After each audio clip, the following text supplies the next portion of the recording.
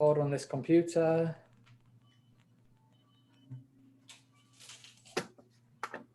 Right, I'm recording it on our computer, my computer. Facebook should automatically record it. And we are live. We are live, I hope. Yeah, I can see it on Superstore now and Fantastic. on both. Okay. Right. Okay, everybody, whoever's watching out there, my name is Chad. I'm the National Sales Manager for SuperFOIL Insulation. I manage our team of external sales managers covering all of the UK and Ireland. I'm going to introduce you to our two guests today. We've got Rob from CMO Stores. Rob, why don't you give us a little bit about your role with CMO and tell us what CMO Trade's all about. Yeah, of course. So I've been with CMO just over 2 years now. I was brought on to start the trade division for CMO. As the name suggests, it's exclusively for tradespeople and contractors. First thing we did was develop a website that incorporates all our stores on one site. So we're not just insulation, we have roofing superstore, doors, drainage, tiles and floors. So as a contractor, you can pinch from each one in one site. You have to have an account to access this site. We have two options: trade cash, which is pay as you go, and trade credit, which mirrors traditional builder's merchant, where you get 30-day end of month credit facility. You get full account management and our best rates. So yeah, I believe we've got a fantastic offering for the tradespeople out there. Fantastic. Sounds like a good opportunity and a good channel for tradespeople. That something that CMO didn't offer before. So I'm sure that's going to be it's turning out to be a good benefit for you. That's it. And certainly with the current circumstances, we've seen massive growth. Certainly with the first lockdown, as an online retailer, obviously we could stay open. Yep. Yeah, so it's been good for us. All right. And our other guest is Will Bown. He's the director of Boulder Developments, manufacturers of SuperFOIL Insulation. He's my boss. Without further ado, I'll leave you I'll leave Will to tell you about his story and what his responsibilities are at SuperFOIL and Boulder Developments. Cool. So, hey everyone. As Chad said, I'm Will, director of SuperFOIL. I've been working within SuperFOIL and Boulder Developments kind of pretty much my whole life. Started about 20 years ago, 23 years I think it was technically. I've kind of taken over and running the business for the last 5 or so years. Before that, I was kind of mostly in technical and sales, so a lot of experience with certification, testing, U-value calcs, kind of creating a high-performance home. That's about it, really, I suppose, in terms of an initial thing. We'll jump in and see what Chad has to say now. Okay. So the purpose of this event today is to talk about and answer a lot of the questions surrounding the Green Home Grant Scheme. Most people have heard about it. If going by the number of questions and inquiries that we've had ourselves at SuperFOIL, I would say that everybody in the world knows about it. We're getting hundreds of questions every week from homeowners, installers, merchants, pretty much anybody in the construction industry is trying to find out what's going on, how it works, and how they can benefit from it. So what we're going to do today, we've put out some feelers. We've got questions coming in from the various Facebook pages, from CMO and from the SuperFOIL Facebook page.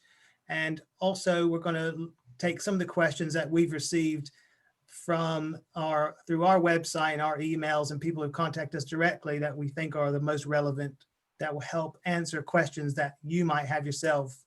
So we'll jump into that. And on top of the Green Home Grant Scheme, it'll also cover a lot of the questions that a lot of people have in general about insulation and how they can make their home more energy efficient overall and help save them money and help save the planet.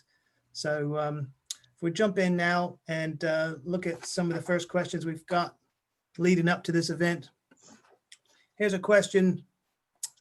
Goes, I want to insulate my conservatory under the Green Home Grant scheme, which currently has a radiator in there, but nothing other than that to keep the heat in. What kind of insulation would you recommend I use? Okay, that's a great question, and it's one that we get a lot in terms of conservatories and how they can make conservatories more energy efficient. Anyone that has a conservatory that's not been insulated, I don't have to tell you that 9 times out of 10, in the summer, it's too hot to use. In the winter, it's too cold to use. So there's a couple of months a year in between spring and fall that you can really enjoy your conservatory. And then a lot of times it's just not comfortable enough to use under normal circumstances. That's why it's so insulating them has become so popular. Now, insulating conservatory with SuperFOIL is a very good option. We have a lot of success in that area. There's several installers around the country that use SuperFOIL as their go-to product for conservatory insulation for their customers. It's easy to install. It's one of the thinnest options you can do, and it's really lightweight, because the thing about conservatory roof is they're not designed originally with the intention of holding the additional weight of insulation and things like that. So putting a heavier material in actually can sometimes create a need for you to have to reinforce the roofing structure. So by using something lightweight like SuperFOIL, you've also got the advantage of not having to worry about the extra weight. What's your Rob, experience, Rob? Yeah. No, I think it makes perfect sense. The only thing I was going to say was the Green Home Scheme. I don't know whether that would be a conservatory would come under that. Mm. From everything I've seen and heard so far, I don't think it will. No. But as with a lot of things, this is one of the questions that's coming up with Green Home Grants. There's no official category for conservatories. So it'd be a case of whether it would be classified as something else, but I think it's perhaps if you count it as an extension and you're looking to insulate the walls and put a proper roof on it, then you could count that as an extension and therefore fall under some of the IWI and roof type options. But if you want to keep it classed as a conservatory, I don't think it's going to get any funding on the Green Home Grant. No. But that doesn't mean it's impossible to do. The actual kind of cost of insulating conservatory, it's relatively small roof area, so you can get quite an effective solution with relatively little input. I know there's quite a few companies out there specifically focused on loft conservatory conversions. Can do a quick, easy, high performance job. Yeah. What do you think, Rob? I think your product's I think your product's perfect for it. Like you said, it's very thin, it's very lightweight, it's very easy to use, and it's not going to cost the earth to buy the materials. So yeah, it says spot on to me. Yeah. Well, the other thing about SuperFOIL is we have lots of different types of products and lots of different performance levels to kind of cover a lot of options for people. So anything from a single membrane, bubble foil insulation, which is going to make a significant impact, but it's still on the lower side, but it's very inexpensive and very easy to work with. And then going up from there all the way up to 100 mil thick SF60, which will give you the ultimate performance. So there are a lot of variations and a lot of options available. Comes down to performance versus cost, I suppose, isn't it? Yeah. I mean, the other one is the main issue with conservatories is kind of twofold. One, there's no mass there. You haven't got that kind of brick to help stoke up some of the heat and bits, and then that solar gain. So to toot our own horn a little bit more, a radiant insulation like SuperFOIL gives you that kind of radiant barrier, reduces the solar gain in the summer. So it's kind of a more moderate temperature for use kind of thing. Yeah, definitely. So to answer this person's final question, what kind of insulation would I recommend that they use? If it was my conservatory, my first stock would probably be SF19 plus. Would be my first thing I would look at, because it's very high performance. It's still easy to work with and easy to use, and it's not going to cost very much overall.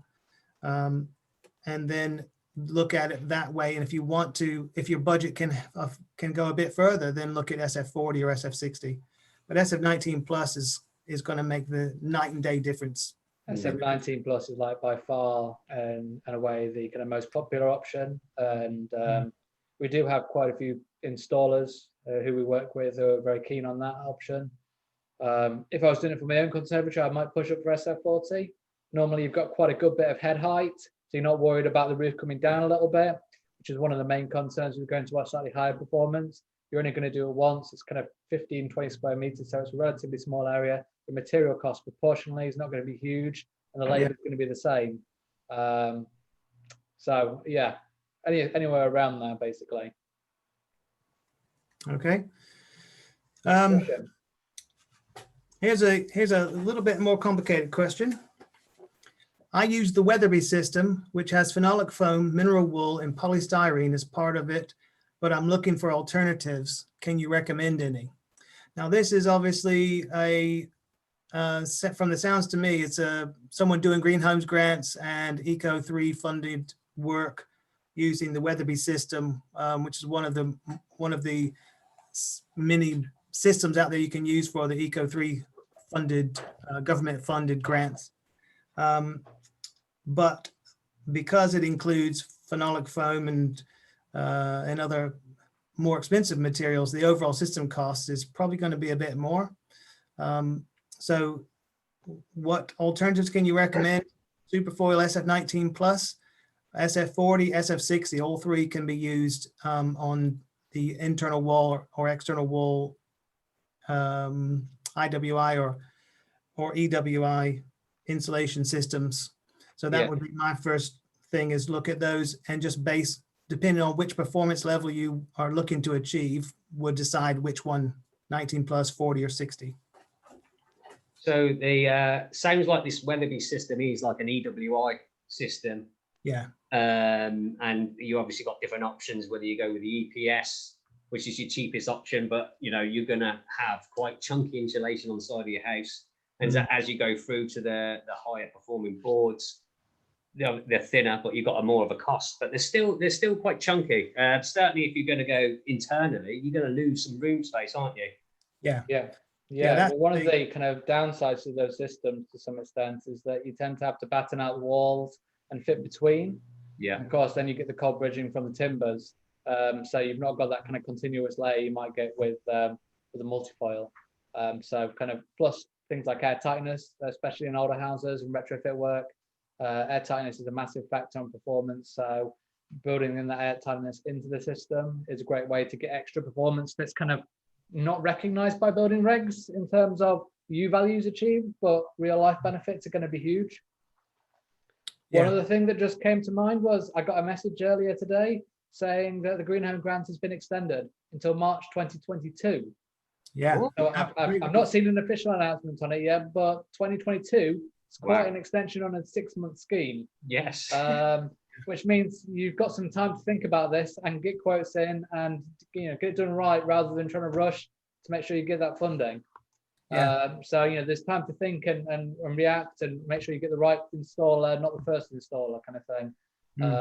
And you take your time with it, because as it was 6 months, the work having to be complete to get the funding, you just doesn't give a lot of time for anyone to get things in hand, does it? Yeah. Well, the problem was it took 2 months just for anyone to have any idea what the first 2 months were spent just trying to figure out what was, how it worked, how the scheme worked. How you got on the system, how you could install on the system. I'm not sure they've even got many vouchers out as of yet to even be able to start doing work, and we're a few months in now, so it has been a bit slow, but I think it was probably over ambitious to offer that much funding in 6 months.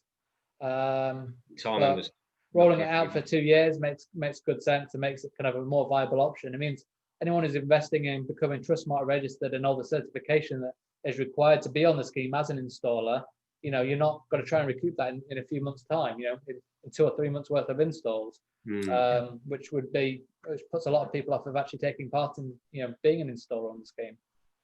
Yeah, that announcement you referring to, Will, did come from an official .gov website. So that is official. Oh, It's wow. extended Yeah, into I assumed it had. I just hadn't read it firsthand myself. yeah, I've seen it. Yeah, it is Cool. definitely March 2022 now, deadline.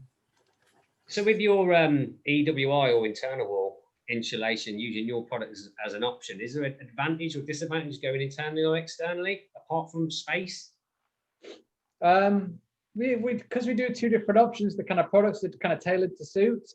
Right. The EWI system uses a breathable insulation so that the walls can still breathe.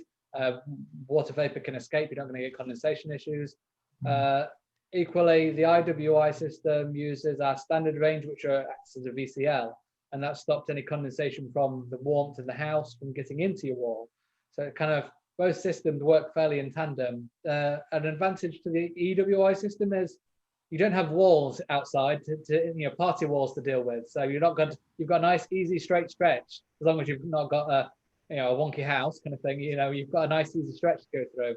But a lot of people can't go outside because they've got narrow alleyways down the side of the house that they can't encroach on, or planning permission says they're not allowed to put something on the outside because it'll look different, or all those kind of complications. Some people just don't want to change the look of their outside of their house, so that automatically, squashes that idea as well. But you have to do one or the other, unless you have cavity wall insulation, which brings us on to our next question, actually, convenient enough. So if you're not going to go, if you can't or don't want to go externally, and then and you don't like the idea of losing space internally, if you have cavity wall construction, there is options for putting insulation or upgrading insulation in the cavity itself. And that's our next question is, what can I use to retrofit cavity wall insulation? I'm going to hand this one over to Rob to answer, because as for installing SuperFOIL in a cavity wall, it's not really the best suited place for it, and retrofitting it in a cavity wall is physically impossible. So Rob, this is a question that I'm going to have to leave to you to answer. I haven't got a great experience in this, but the option is the blown bead. So basically what you can do is get a contractor. You've got to get a specialist contractor to do these things, not something you can do yourself. And as far as I understand it, they will literally drill holes externally into the cavity, and they will blow insulation into the cavity and fill it. So that could be something like EPS beads, for example, and that will give you the cavity insulation that you're lacking. My properties are 1930s, and they built cavities, but they didn't put anything in them. So that's the kind of scenario you're gonna, and it will make a massive difference. Yeah, my house was built in 1959, and I only bought it earlier this year. And when I went around and looked, I've got all the drill marks in my bricks where it's already been done at some point. It's probably done a long time ago, and who knows what condition it's in. But and what's in there? yeah, who knows? And that's one of the things I'm going to have to get looked at, because I'm quite interested in seeing if I can benefit from some of the Green Home Grant scheme. If nothing else, I know the loft insulation needs doing, and I've spoken to a couple of guys already. Some of the guys that have done the training for the SuperFOIL install training for Green Home Grants, and got some things kicking with them. So maybe get one of them to do it. Now that we've got people that are actually trained to do it, so I've got a good inside track to find a good installer. Cool. Just touching on that point there, if you are looking to get something on the Green Home Grant, you do have to use the Trustmark approved installer. So they've got to get their Trustmark stamp. They have to register for the Green Home Grant scheme, and they will probably need past 2030 or 2035 certification to be able to take part in the scheme. One of the other requirements is they need training to be a competent tradesman in the system they're installing. So as Chad just mentioned, we're running installer training. We've done 3 or 4 in-person training classes before lockdown, and I've started running some online training courses too, which we've had about 20 people at a time on, and are filling up each week as we run them.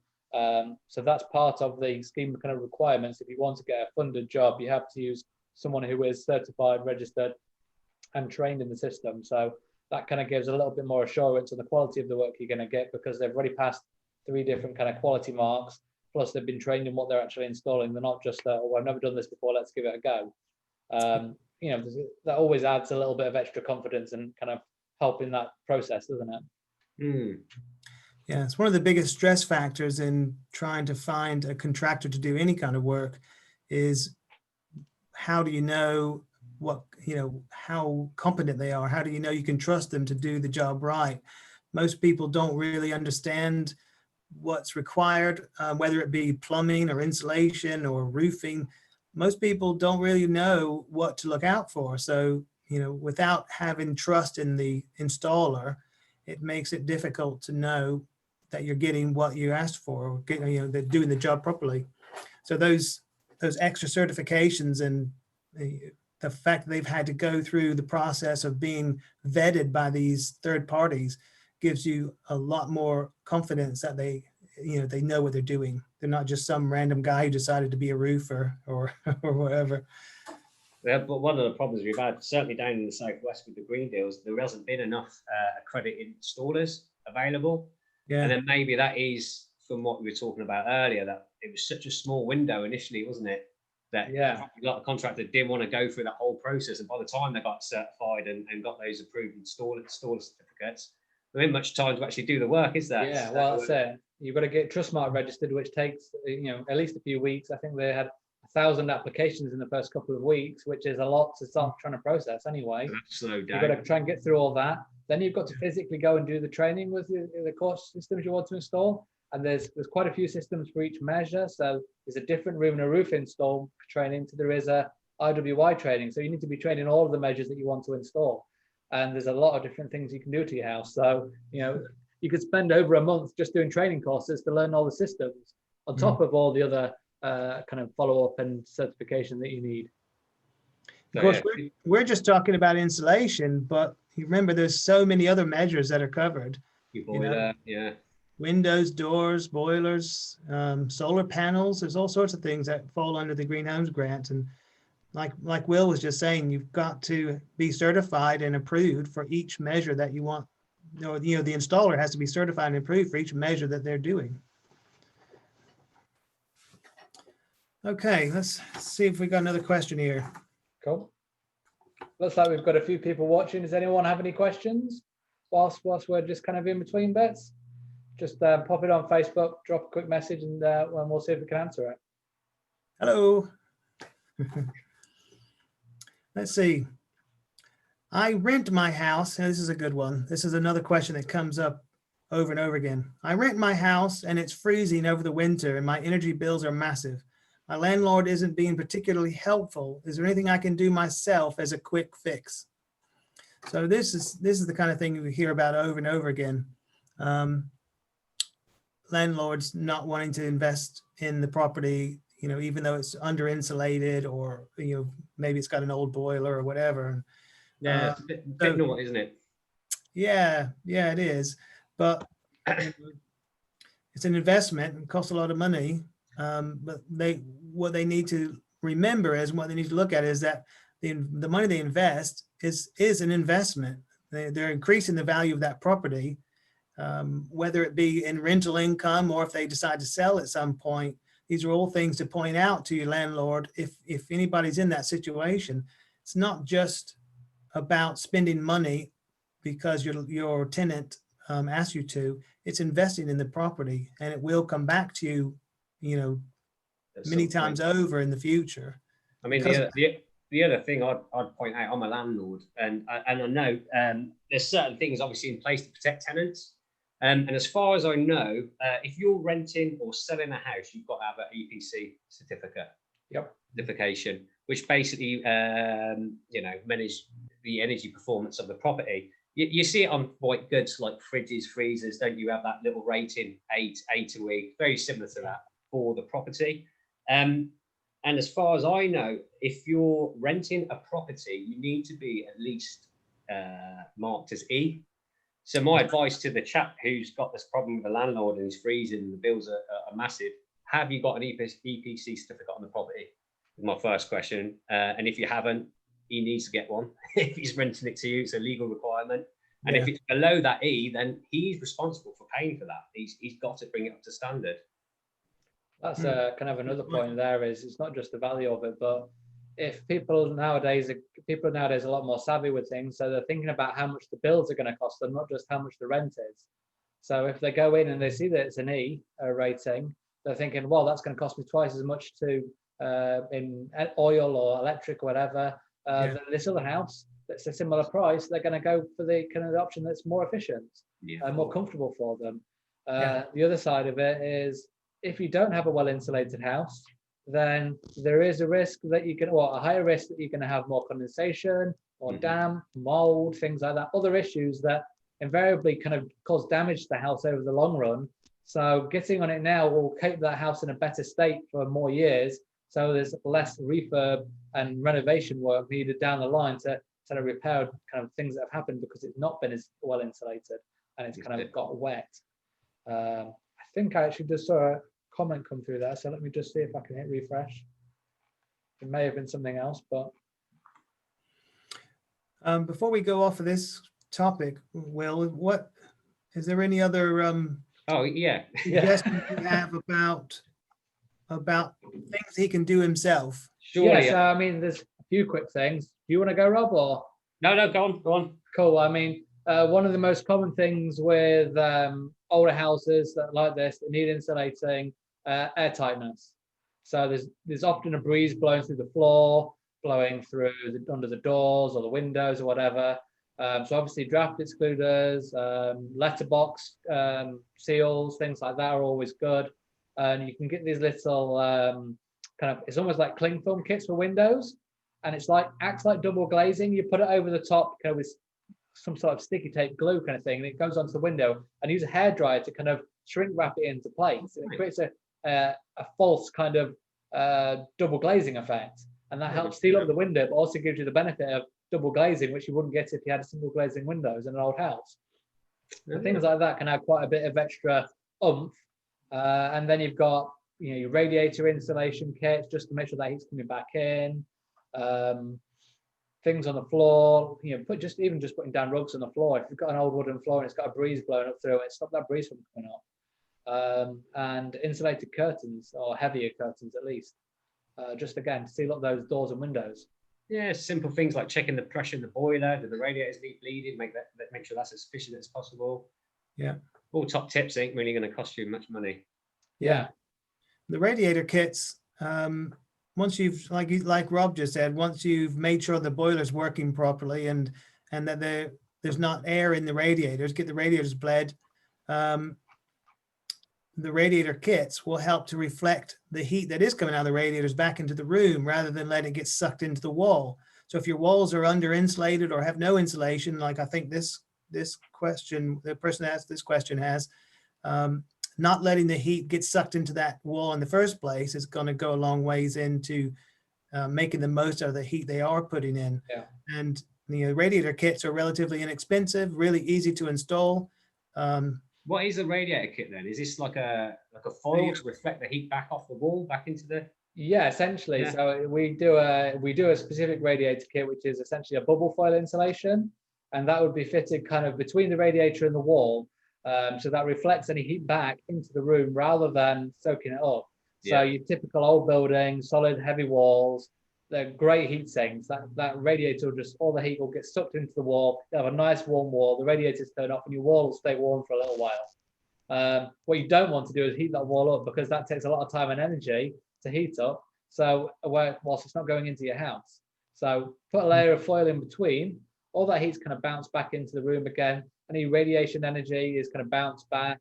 And it just puts an insulation barrier between the two things. So you don't get that kind of heat sink type effect, where it's drawing all the heat off to heat the walls up, because there's not much point in kind of warmish walls and a cold room. Exactly. I didn't even know you did that. There you go. Yeah, so the insulation kit comes with the roll of bubble foil material that you cut to size to fit behind your radiator, and it comes with double-sided sticky pads that sticks to the wall. So it's so easy. Just cut it with a pair of scissors and use double-sided pads to stick it into place behind the radiator. Yeah, they're available on CMO. Insulation Superstore. Insulation Superstore, Roofing Superstore, yeah. Cool. Next question. Let's see. I'm building a garden office that's about 13 square meters, but have absolutely no idea what kind of insulation I need to use. Help. Again, there's another one. These are all classic questions as well. It's the same questions. You know, it is funny how, I guess it makes sense, but it's funny how the same questions come over and over and over again all through the year. Everyone tends to have the same issues. If you've got a garden building, and you want to be able to use it when it's hot outside or cold outside, you need to insulate it. There's no point putting a heater out there to try and heat it if you've got no insulation, because most garden buildings have really thin walls, and so there's not much there to hold it. They're oftentimes not very airtight either. So if you've a similar situation to your conservatory, really, there's no thermal mass there to kind of soak up any heat, and you're going to get quite a lot of radiation, solar gain in the summer, because that kind of thing's coming straight through. They tend to have a few windows again, but normally single glazed in a shed as well, so you've not got that. And normally not very airtight either.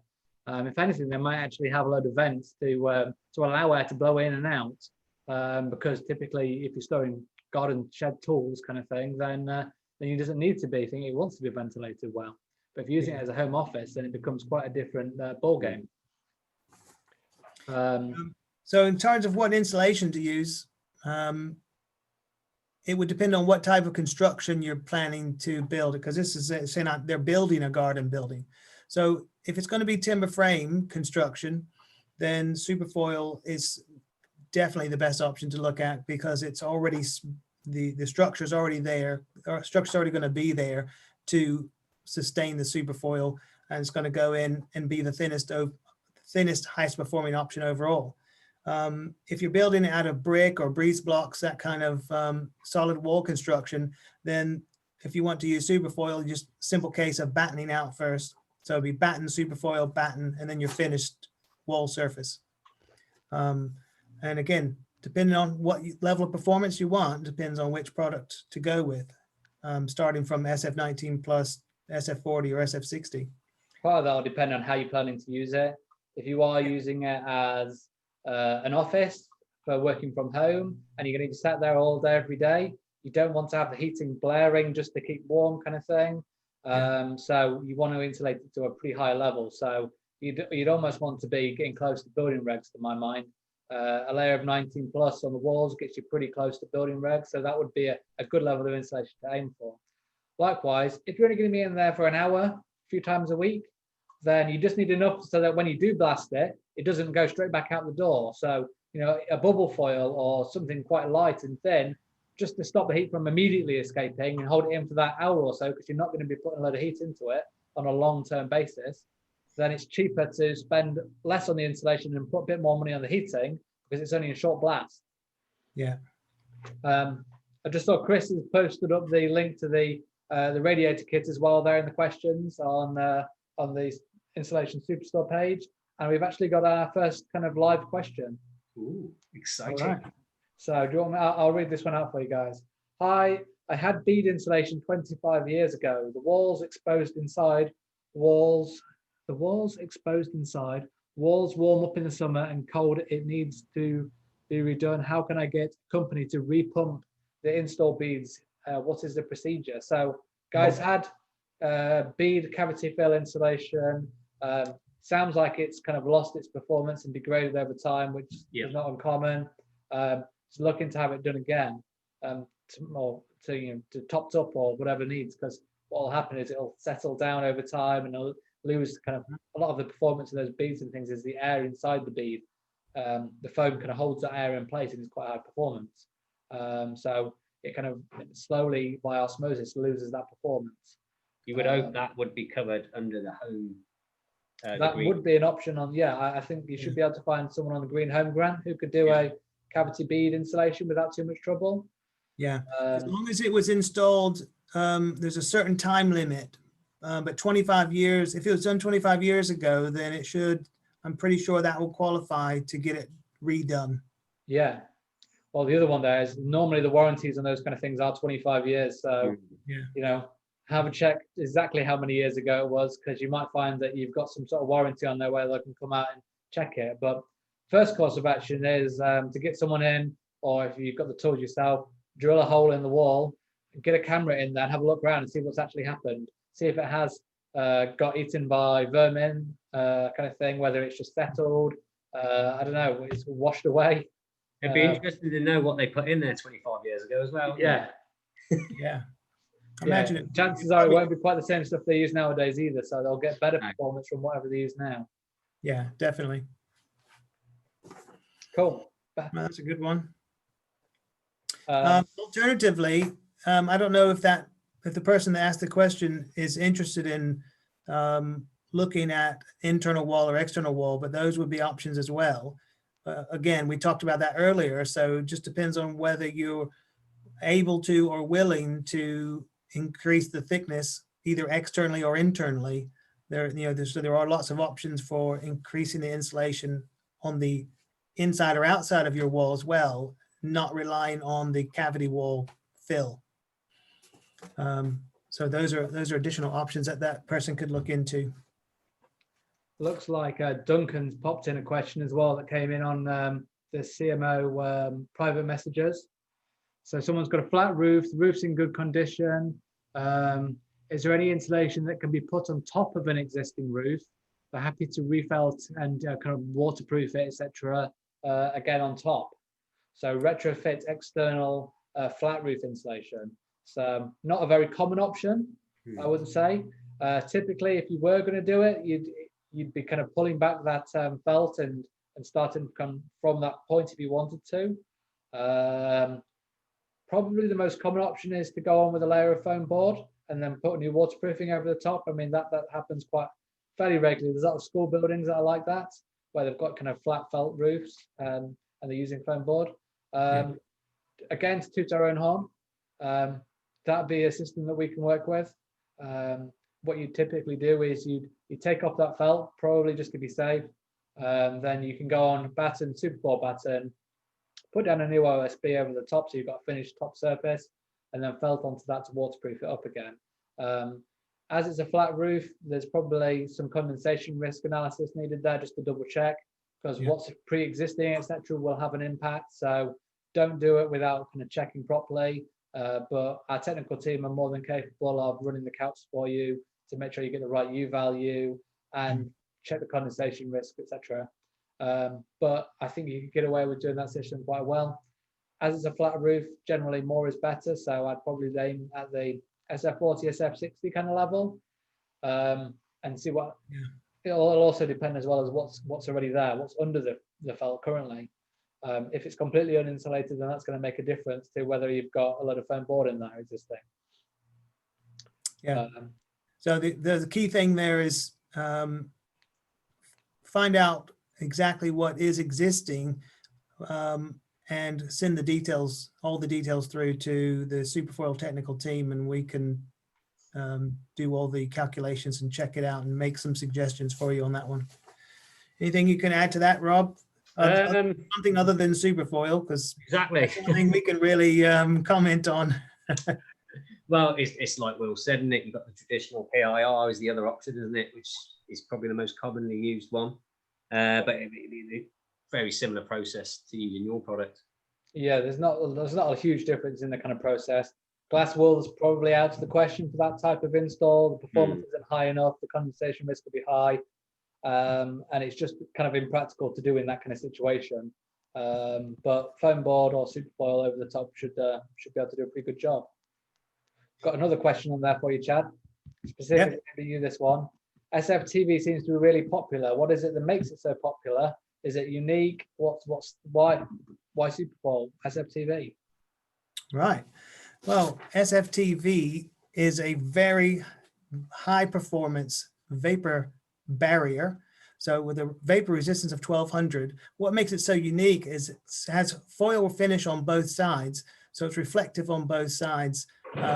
And the thing that makes it stand out from other reflective vapor check layers is the fact that it is fully reinforced. It's a really, really robust, strong material. It's almost impossible to rip. You know, well, we've challenged people to try and tear it and rip it before, and it's really difficult. It's so strong even that it was used in a round the world record flight on a hot air balloon a couple of years ago. There's a protect the actual hot air balloon. They wrapped it around in a kind of a couple containers worth of SFTV stitched together to create an insulation to help deal with the cold temperatures up in high altitudes, and also to protect the balloon because it was really strong, kind of thing. Yeah. I've been into factories at timber frame manufacturers, and I've told them it's strong, and they didn't believe me, so they pulled it down onto the frame and dared me to walk across it, and I survived. So you know, that's kind of testament to the strength of it. Well, the company that built that balloon, so Cameron Balloons, they're based in Bristol, I think, or somewhere near Bristol. Cameron Balloons built the actual balloon that was used on that world record attempt. And the comment that we got from them after the flight, after the balloon landed and they inspected it, they were expecting to find a lot more damage than they did, because normally the balloons are really getting wrecked because it's at such high altitude and the winds are so high that it usually damages the material quite a lot. They have a lot of rips and tears and things, and that's expected. But they said they had so much less than they were expecting to see when they inspected the balloon with the SFTV in it. So it's really quite interesting story. It's nothing to do with homes or buildings, but it's just testament to, one, the thermal performance, that it was able to withstand those extreme temperatures and elements at 30,000 feet or whatever it was, but also in the strength of the material and the robustness of the material itself. And all of that, and it's one of the most cost-effective versions of that type of material. So you get all those benefits, and you would think, well, it should be the most expensive one, but it's not. So that's a good reason. All those reasons together is why it's so popular. Just to add to that as well then, so our core range of multifoil installations, the outer layer is SFTV. Yeah. So all of our multifoil installations, the internal and external layer of that product is made from SFTV, which gives our core multifoil range that same kind of robustness, that strength, that high vapor performance, high reflectivity, all those kind of benefits that come with SFTV. They're intrinsically built into our core range. Which is kind of one of the things that people really like about using the SuperFOIL. Yep. Okay. Let's see. We've got another question here. I'm looking for insulation for my loft. I currently have 100 mil of insulation and not sure on the regulations. I don't want to go near the glass fiber stuff. What would you recommend? Do you want to make a start, Rob, so it doesn't turn? Well, traditionally you'd have the mineral wool, wouldn't you? You'd have 300 mil, so they could top that up. Yeah. But if they're not a fan and want to go near it, then they're going to have to look for other options. Yeah. Which I'm sure you gentlemen have. Yeah. Well, there are lots of options. There's a lot of different ways you could go with that. The first question I would ask the person is, are they looking to insulate on the floor of the loft, or are they looking to insulate on the pitched roof section of the loft? Because it's two very different scenarios, and the type of product you can use varies significantly from one to the other. The option that you mentioned, adding 300 mil of glass wool or mineral wool, would typically go on the floor level of the loft, effectively making the entire loft space unusable unless you built up some type of superstructure raising the height of the floor by 8 inches. So it's not ideal if you want to use that loft space. Yeah, I mean, not everyone has a loft room attic, but I'm pretty sure majority of people need that space to store all sorts of bits and bobs. That's the thing nowadays. Space is so expensive, you can't really afford to lose it. But that said, glass wool laid on the floor, 300 mil deep, that's going to be your cheapest possible solution, because it's the cheapest product there. It's the lowest performance typically, but you've got that mass, and you can get that for cheap. So if you are looking to insulate at the lowest cost possible and don't mind losing some of that loft space, And it's easy, isn't it? that's your standard kind of solution. If you want to use your loft space, then you've got kind of the two options Chad said: pitch level or on your loft floor kind of thing. And that will depend somewhat on whether you want to keep the loft warm or not. Insulating at the floor level obviously keeps the heat into the house, stops you from heating up your loft, so that's less space to heat. Should be slightly more efficient for your heating bill. But if you've got things that you want to store in your loft that need to stay in the kind of dry, kind of clean space, then insulating at the pitch level gives you better protection. It keeps those things that you're storing upstairs in the safe, warm, dry insulation envelope. So it does depend on what you want to store and what space you've got available as well. Yeah, you really do need to think about what you're storing in your loft before you make those decisions. You know, your everyday stuff is not that critical, but if you're putting things up there like old photographs or, you know, any type of maybe some old furniture or, you know, little trinket boxes, there's all sorts of things people put up there, but some things are more prone or more sensitive to heat change, temperature change than others. And that's what you need to think about. It's not just about keeping it warm. You might not think, well, I don't need to keep it warm, but what you do need to think about is those extremes in temperature. So you might have, you think about especially the weather here in the UK, you've got, you know, one extreme to the other from one day. You might have blaring heat one day and then sun, really hot sunshine on the roof with no insulation at the roof level. That loft space can get really hot. You know, you're talking probably 30 to 40 degrees easy up there. And then the next day you might have winter temperatures outside and that could plummet, and the temperature up there could be dropped down to about 5 or 10 degrees.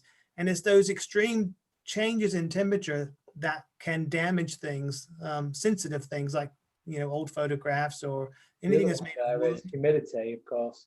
If it's not within the insulation envelope, then that humidity will vary a lot more with the weather. Yeah. If you keep it in the warm kind of insulation envelope of the house, it's going to be much more like your downstairs rooms, the rest of your house. But if you take it outside of that envelope, then that exposure to the heat and the cold will change the humidity quite significantly, and then mold and things like that, or just generally damp can damage photos and things. So it does depend. I mean, you can put things in sealed boxes, of course, which will help, but if there's any moisture in there and you're getting that temperature fluctuation, it's gonna have an effect. Yeah. So if you want to insulate at the pitch level and get all the benefits of what we were just saying, then I would recommend looking at a SuperFOIL product that would be stapled across the bottom of the rafters.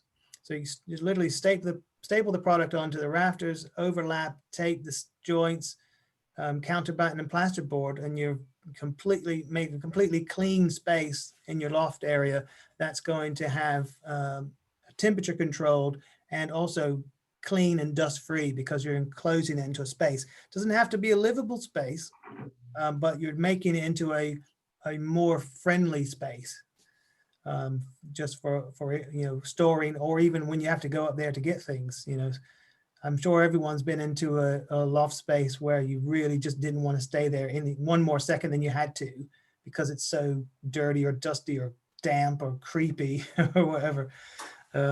So there's lots of benefits. If none of those things are important to you, then just insulate at the loft level. And you can use SuperFOIL at the floor level as well, simply stapled across the joist in the same way. And if you want to have if you want to deck that floor to make it easier to store things, then you just counterbatten and put OSB or chipboard decking down to create a floor. And then you've killed two birds with one stone. Not to railroad things too much. If you don't want to use glass wool and SuperFOIL isn't the option for you either, then you can use PIR boards as well, or phenolic boards. Again, typically you'll use them at your rafter level at the pitch, and you can fit them between. So the most common solution would be to use, say, 50 mil of PIR between your rafters, and then maybe 50 mil again below. And that will give you a pretty high level of performance. And because you're using some between and some below, you'll avoid some of the cold bridging issues that's common with them. The downside to it is it's hard to get big boards of insulation into your loft, because you're generally going through a small loft hatch. So a 2.4 meter board won't generally fit through, so that you've got that to contend with. And generally in old house, your rafters tend to do this, and that doesn't give you a very straight finish. If you've ever tried cutting board between neatly, it's a very slow process. Yeah. But they are options, and they, you know, it is a high performance insulation. So if that's the way you want to go, then that is also an option, just to not be entirely the SuperFOIL show. Yeah.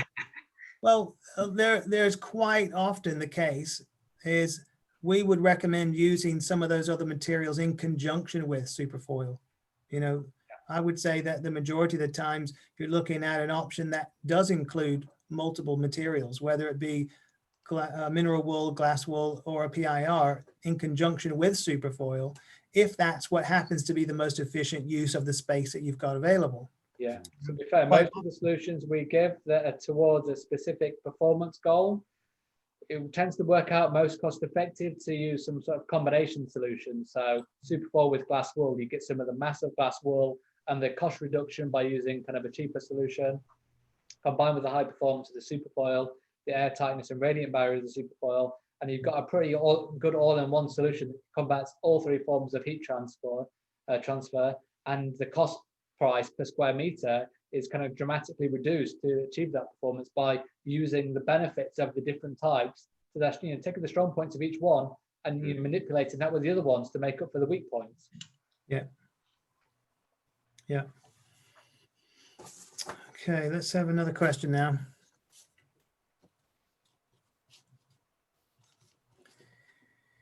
I'm building a golf cabin in the garden.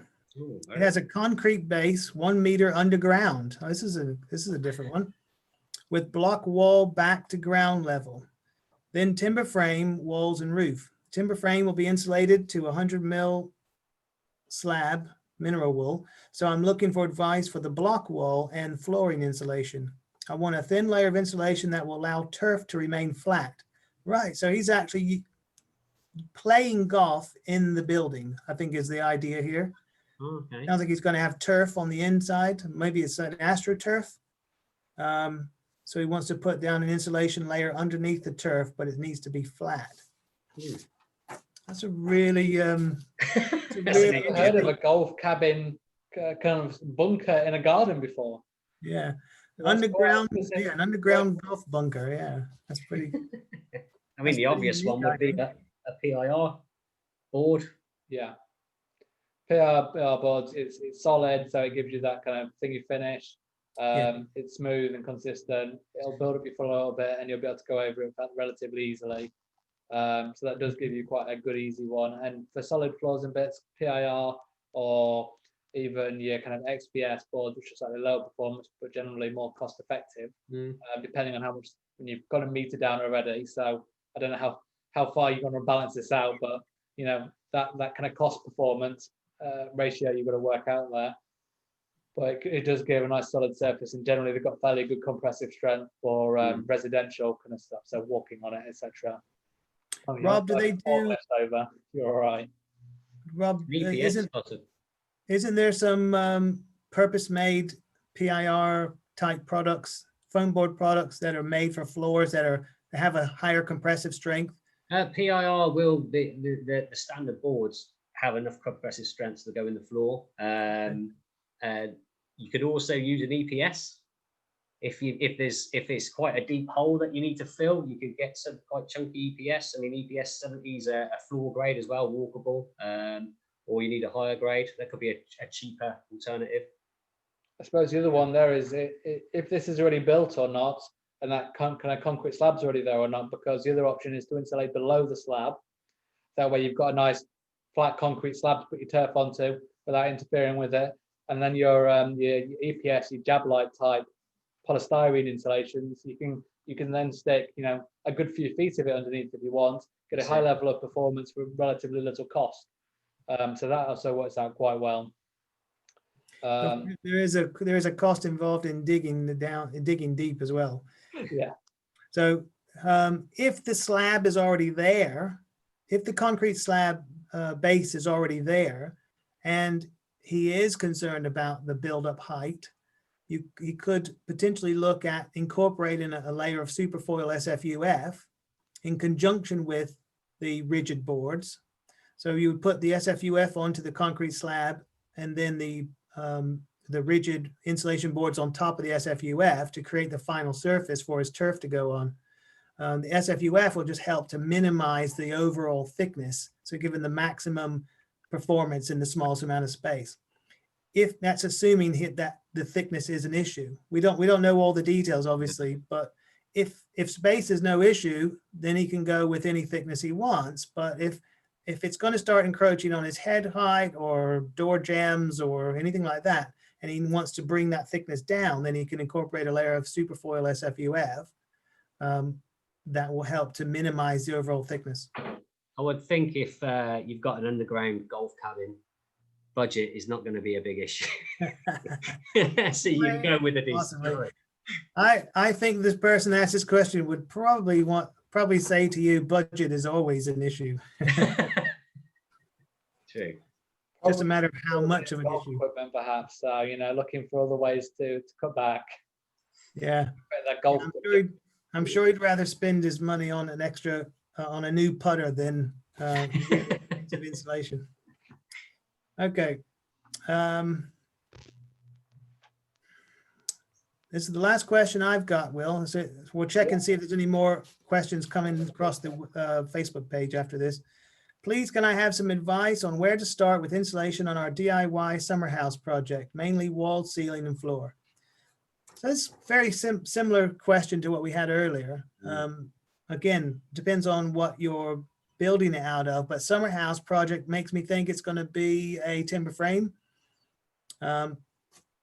Very likely to be a very shallow timber frame structure with maybe a timber cladding, like a cedar cladding or something. I'm imagining in my head. Again, something like that. An easy one for SuperFOIL because you can staple it straight to that framework before you put your internal finish on. The floor would determine whether it's a suspended floor. If you've got timber joists on the floor, then you can use any of the SuperFOIL products and just lay them across the top and allow them to drape over the joists before you put the flooring down. Gives you a really high level of performance and a very easy install process. If you've got solid floor, then back to the previous question with either PIR, XPS, EPS, SFUF, possibly SuperFOIL SFUF. Again, anybody who's asked these questions, if we haven't hit the nail on the head for you already and given you enough information, please just write into us again and give us, ask the questions that have been prompted by what we've talked about today. If you provide a little bit more detail about your specific project based around the things we've already talked about, then hopefully we can help you find the perfect solution for your project. The other one there, I suppose, is it was a DIY project. So for DIY, glass wool and SuperFOIL tend to be kind of slightly more DIY friendly. PIR does need that little bit more kind of professional type install because you've got to be very accurate with your cutting. If you're not, it's not going to fit right and you're going to lose loads of the performance of it, or you're going to use loads of spray foam to fill in all the gaps that you've made from not cutting it straight. And you end up with lots of offcuts and wasted material because if you cut it wrong and you can't use it somewhere else, just chuck that in the bin. Yeah, and also things like wire cutters rather than saws, so you don't get dust and bits of particles everywhere, just to make it a bit cleaner as well. So I would stick for your glass wool and your SuperFOIL type options because they're kind of slightly more friendly to use. Glass wool is relatively simple. You kind of roll it in and your job's done to some extent. Make sure you wear kind of protective equipment so you don't get itchy.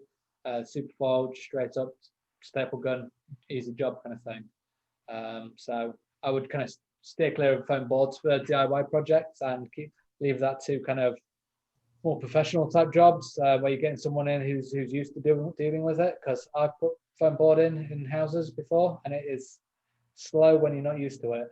When you're not a tradesman, it's hard work. Could be expensive mistakes made as well. Yeah. One thing we haven't mentioned, I don't think, in the whole conversation, we keep talking about glass wool and mineral wool, but we've not talked about sheep's wool. True. That is another option for anybody who's like the guy who said he doesn't want to get near the glass wool, the sheep's wool would be another potential option for him because it's not, it doesn't have that irritation factor. Yeah, there's a few other little options like that, isn't there? I mean, we talk about glass wool generally, which is, you know, your Knorr type product or whatever, but then there's Rockwool as well, which is very similar to glass wool, but has slightly different properties. So there's advantages to that. Like you say, sheep's wool. There's quite a few kind of plastic wool type options as well, made from recycled kind of bottles and stuff. So that's also an option. So there's 3 or 4 different kind of similar options on that kind of element that are quite, you know, quite popular. Good options to choose from. Yeah, I'm sure you'll find all of them on Insulation Superstore. You certainly will. Cool. Well, is that the last of the questions? Yeah, I think so. Is there any more from the Facebook Do page? one last refresh to see if there's anything else come up on the live feed. I think we're more or less on the kind of hour mark now, which was kind of the planned time frame. So an hour and 1 minute. Nothing new on hour 1. Let me check yours. No, nothing new came through now. So any final closing statements, Rob?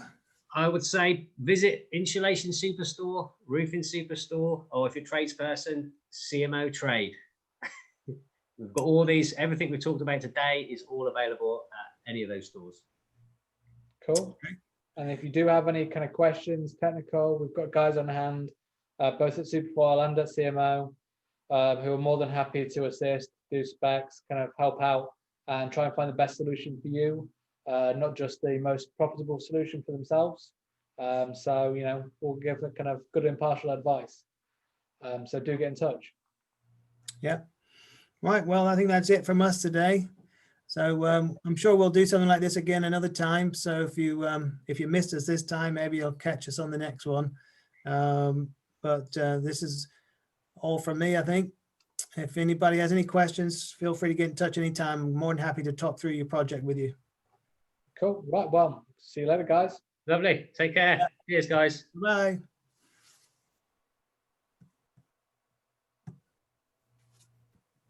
We done? We are off of the live stream. Hey. Let me pause the recording or stop recording.